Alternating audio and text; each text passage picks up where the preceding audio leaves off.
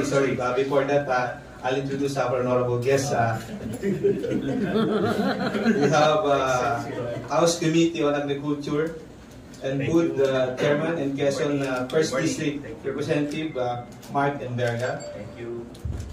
We have Assistant Majority Leader and ako Bicol Party List Representative Raul Gil Bungalon, and Assistant Majority Leader and La Union First District Representative Paulo Ortega, the PIP.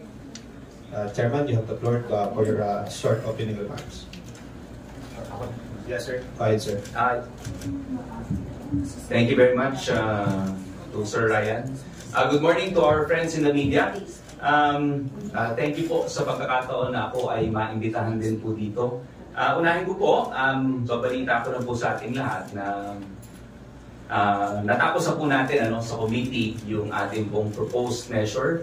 At dahil nga po dito, nagpapasalamat ako kay Speaker Martin Romualdez na kung saan sabi nga po niya gawing priority po ito. So just to brief everyone, we have received our committee report number as of this morning. So it's committee report number 1068 with reference to House Bill number 10381.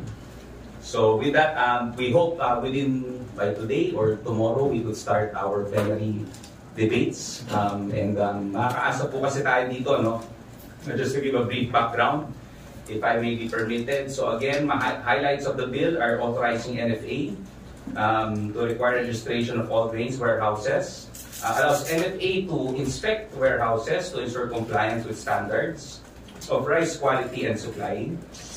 It restores price stabilization and supply regulation functions of NFA, mandates NFA to maintain sufficient buffer stock requirements to be sourced from local and/or farmers' organization and cooperatives. It would also strengthen the regulatory powers of the Bureau of Plant and Industry. So, madalas po natin pag-uusapan yung supply issue. But more importantly, what we have already forgotten in the previous bill, the previous law on RA 11203 is food safety issue. So, kasama na rin po dito. It authorizes, of course, the Department of Agriculture Secretary, of course, upon the recommendation of the National Price Coordinating Council, in the event na mga kailangan po may emergency situations, maaari pong pumasok ang ating pong NFA to stabilize the market prices. And of course, it extends. I think this is the meat really of this proposed measure is the continuation of the RCEP program, the Rice Competitiveness Enhancement Fund, that will ensure our long-term solution to our problems and predicaments in rice. So thank you to Speaker Martin Romualdez na kung saan nga po ay pinilit po niya na may habol po natin ito sapagkat dahil dito, kung ito po ay ang version na ito mismo ang pumasa po dito, malaking tulong po sa pagbababa ng presyo ng ating pong bigas sa merkado. So thank you with that, and I would be very much willing to answer a few questions later on. Thank you, Sir Ryan. Thank you, sir. Yes, Kong. Yes, magandang umaga po sa lahat at marinado sa kabos. First, I would like to greet our mothers, belated Happy Mother's Day, and looking forward to a positive discussion this week and looking a positive week ahead. Salamat po. Same din po, Happy Mother's Day po sa ating natin. Of course, let's take advantage of the presence of our chairman, of course, si Chairman Mark. Dahil marami pong mga importanteng questions na masasagot si Chairman na nandito ngayon. And we're here to support him as well. Thank you. Thank you, Honorable House Leaders. I call on Tina Pangaliban Perez from GMA 7 for today's first question. Sir, my question is for Kong Enverga. Sir, dun sa RTL amendments, meron po bang powers doon ng NFA to set the price of rice na hindi emergency situation? Tina, can I just qualify the question? Price setting lang ba yung sa kanila? Price setting and intervention na rin in the market to bring down the price of rice. Well, of course, part of their functions currently today is still setting the price, the buying price of palay. It is influential dun sa price stability po natin at saka din po sa buying price po natin sa ating mga farmers. They also have a set selling price as of course mandated. Hindi po sila basta-basta. No? It is dictated upon by the NFA Council. So it's a long process. It's not only the NFA administrator that will be acting on this matter. Sir, nung dinideliberate pa lang dito yung RTL amendments, may mga apprehensions na yung senators. Have you talked to those senators already para later on smooth sailing na po yung bill? Unfortunately, I did not have the time. Medyo nag-marathon hearing kami. Mahaba yung naging hearings namin dito. But of course, I intend to, soon enough, I intend to, of course, discuss this with my counterpart in the Senate, si Senator Cynthia Villar and the other senators. But can I just add on to that, Tina? NFA, as it was before they had the full monopoly in terms of rice imports. They had a monopoly in terms of regulation. That's why I would like to ensure our counterparts in the Senate that this is a different scenario.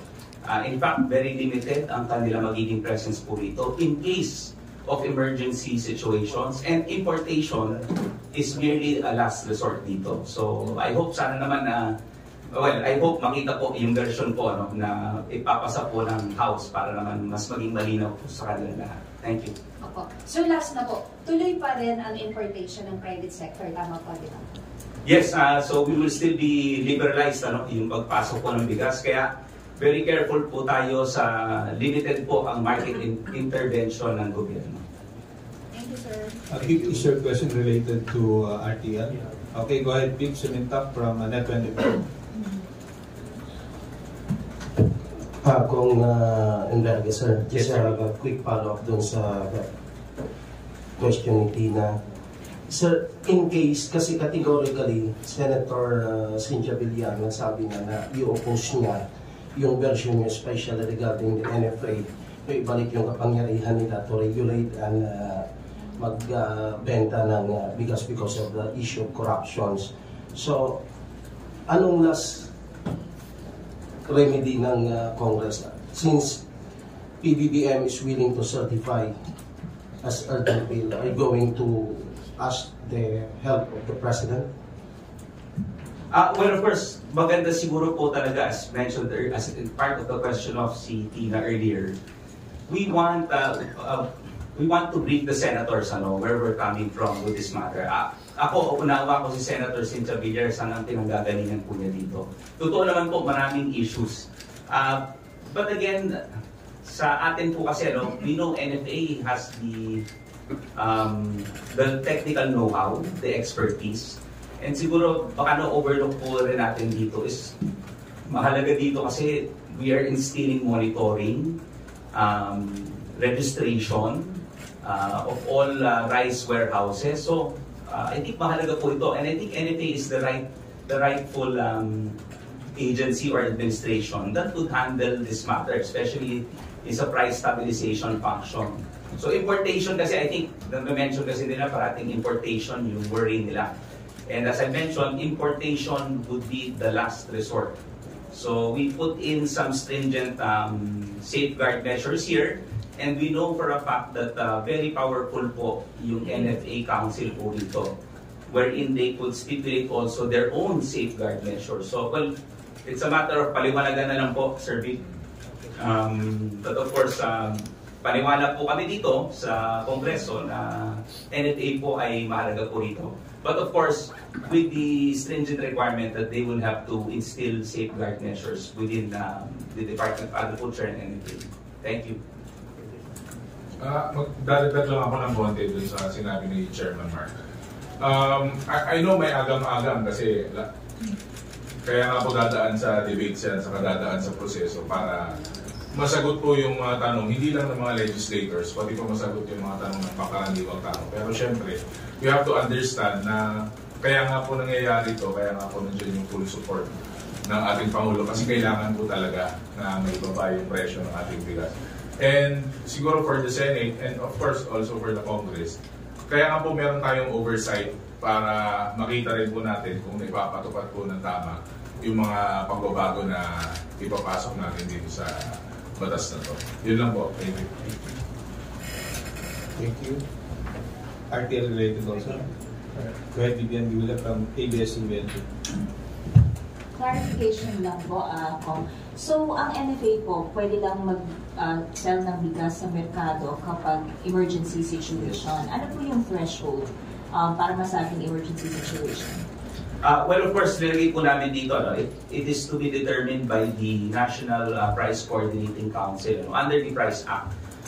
And also, it could be localized. Baka po kasi may mga certain spikes in various areas. Need not naman po buong Pilipinas po ito.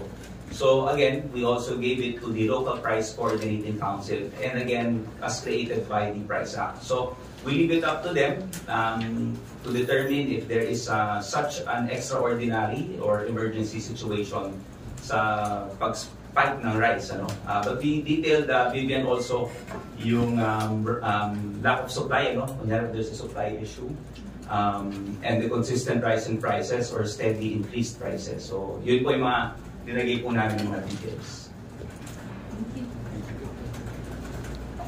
Thank you. Haji Camino from Brigada News. Proceed with your questions. Morning po mga folks. RTL related pa rin po akong America. Mabili ka.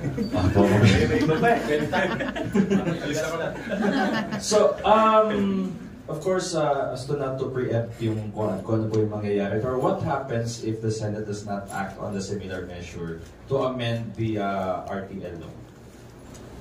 Well, of course, that is beyond us. We cannot compel our counterparts. And just the same, hindi naman nila kami mako-compel dun sa kanilang actions. But we hope that through dialogue, we could somehow thresh some of the disagreeing provisions siguro. Of course, we believe that through Speaker Martin Romualdez, siguro alam natin na kakayanin naman po niya sigurong madaan sa magandang usapan.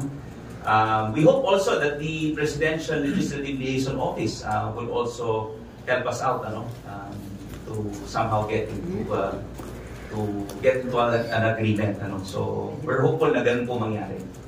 Follow up lang po. Sige pa, go ahead po. Yes. Let me react also to or answer that question. Of course, for me, I guess the effort of the administration and of course the efforts of the House of Representatives, if there will be no amendment to the rice tariffication law will be enacted, of course, will be frustrated. Because sinasabi naman po ng ating Pangulo na talagang kailangan na natin pagbabain ang presyo ng bigas. And that is why the reason na nag-issue po siya ng certificate of urgency sa pagpapasa po ng amendment. And in fact, through Speaker Martin, nagbigay po siya ng directives, and we have the hard-working chairman of the Committee on Agriculture and Food. So, fast-track talaga nila, nag-marathon sila ng hearings dito. So, I just hope that we are on the same page with the Senate. Anyway, ang gusto lang naman ng kanan natin, magkaroon po ng stability with regard to the price of the rice and make it affordable dun po sa ating mga kababayan Pilipino. And madagdag ko lang, dahil kung titignan natin sa website ng NFA, sinasabi doon is the primary mandate of NFA is to have food stability. And we cannot achieve this food stability or food security if we do not have these 3 A's. And what are those? Number 1, affordability, availability, and accessibility. And probably this is the aim of the amendment of the RTL na once and for all, mabigyan natin ng mababang presyo ng bigas ng ating mga kababayan Pilipino. Nagdagan ko lang yung kay Kong Jill kasi syempre sa NFA usually food stability and of course yung safety, yung sufficiency din ang tinitignan natin na meron po tayong sapat na stock.